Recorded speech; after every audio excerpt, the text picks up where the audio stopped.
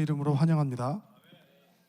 그리고 16주 동안 열심히 하신 분, 그리고 양육하신 분들 감사드리고요. 설교자로서 가장 힘든 시간은 이런 시간입니다. 2시에 시작했는데 설교가 3시 10분이 되어가지고 안 할 수도 없고, 그 다음에 할 수도 없고, 그 다음에 짧게 이렇게 해야 되는데, 우선 성경 말씀 아까 읽었던 말씀이 기억이 잘 안 나시죠? 한 구절 읽고 간단하게 제가 말씀드리고 마치도록 하겠습니다. 자, 요한복음 10장 10절 말씀인데요, 함께 봉독해서 읽도록 하겠습니다. 합독해서 좀 띄워주시죠. 10장 10절. 도둑이 오는 것은 도둑질하고 죽이고 멸망시키려는 것뿐이요 내가 온 것은 양으로 생명을 얻게 하고 더 풍성히 얻게 하려는 것이라. 아멘. 우리 옆에 계신 분에게 오늘도 은혜 받읍시다 한번 얘기하겠습니다. 자, 이 말씀은 딱 두 가지로 얘기할 수 있는데, 우리가 구원을 받으면 뭘 얻는다고 하죠? 생명을 얻는다라고 얘기합니다. 천국을 소유한다고 얘기하고, 근데 중요한 것은 여러분, 내가 예수님을 믿고 난 다음에 바로 천국에 가면 되는데 세상에 남아 있잖아요.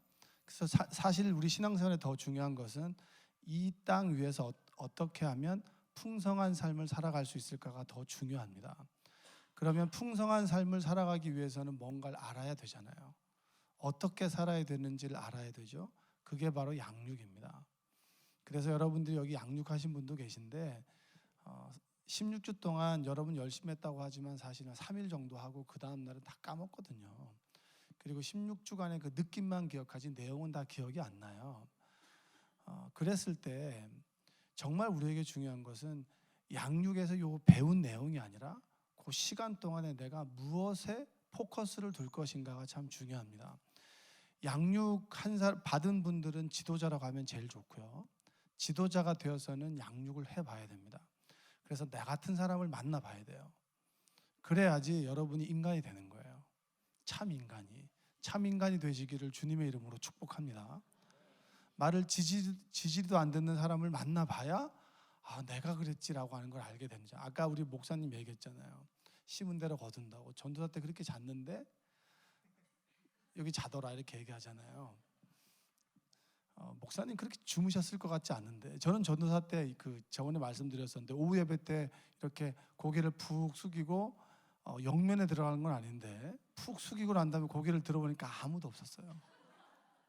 굉장히 그때 공동체로서의 배신감을 제가 느꼈었는데, 양육을 해 나가면서 중요한 것은 우리가 정말 예배 생활을 한번 돌아보고, 그리고 예배 생활을 통해서 주님의 품을 느껴보는 거예요.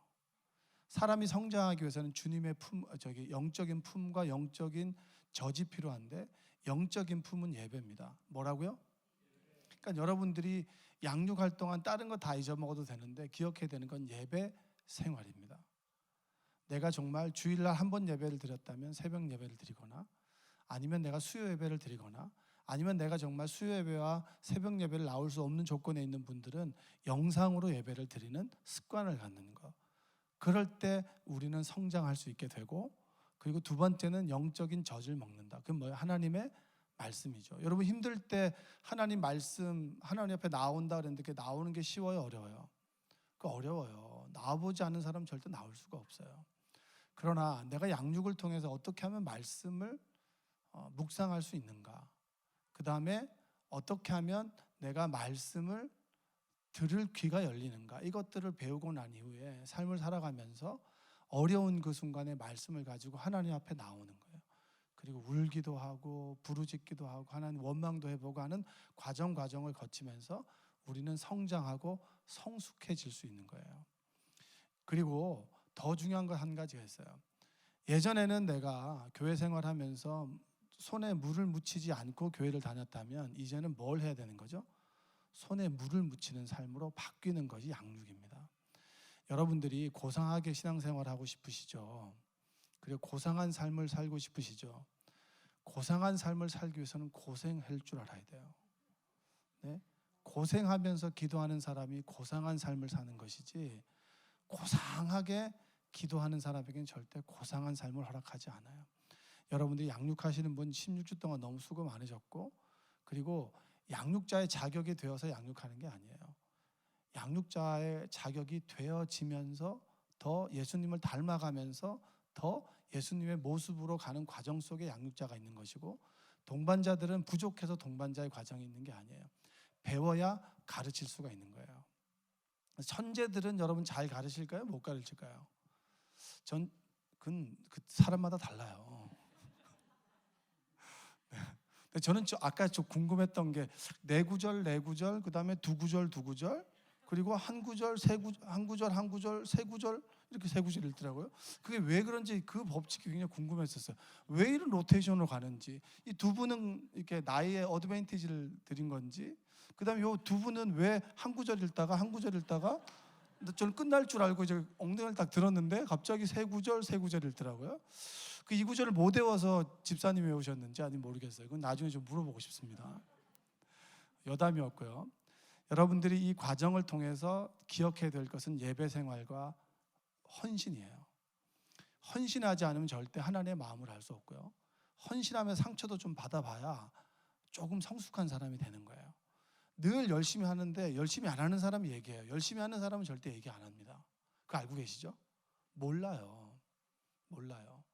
정말 뭔가 수고하고 자칫 돈을 들이고 시간을 내고 그리고 마음을 써가지고 일을 했는데 들려오는 소리가 늘 뭐 이게 부족하고 저게 부족하고, 그 얘기를 들어보고 속 좀 상해봐야 하나님 앞에 나와서 기도할 거리가 있지, 늘 박수만 받는 삶은 좋은 삶은 될 수 없어요. 또 박수 쳐주지도 않아요, 세상 사람들은. 여러분들이 이제 16주간을 잘 마치셨는데요, 생명나무교회 양육이 있는 건 너무나 감사한 거예요. 수많은 양육이 있는데 그래도 생명나무교회가 가르치는 게 별로 없는 것 같이 목사님 얘기하시는데 많아요. 새가족반 4주가 있죠. 기초성경 공부반이 12주가 있습니다. 그리고 동반자반이 16주가 있고 지도자반이 16주가 있잖아요. 그리고 제자반이 거의 1년이거든요. 1년 계속 돌아간단 말이에요. 그러니까 생명나무교회에서 신앙생활할 때 양육받을 수 있는 그런 프로그램들은 많이 있습니다. 여러분들도 여러분의 성장과 성숙을 위해서는 양육에 참여하시고, 양육하는 동안에 예배생활과 헌신하는 거, 정말 열심히 헌신하다가 손 놓고 있는 분들은 다시 헌신하시고, 그리고 이제 16주 끝났으니 이제 나는 멀리 사라질 것이다 했던 사람 다시 중심부로 들어오셔서 하나님의 일을 감당하면서 지지고 볶고 하나님 앞에 나와서 울기도 하고 소망도 얻고 그렇게 살아가신 여러분 되시기를 주님의 이름으로 축복합니다. 네, 기도하겠습니다. 사랑과 은혜가 풍성하신 아버지 하나님 감사합니다. 주님께서 우리를 주님의 전으로 불러주시고 오후에 예배드리게 하심에 감사합니다. 특별히 16주 동안 지도자로 교육받은 이들을 주님 기억하여 주시옵소서.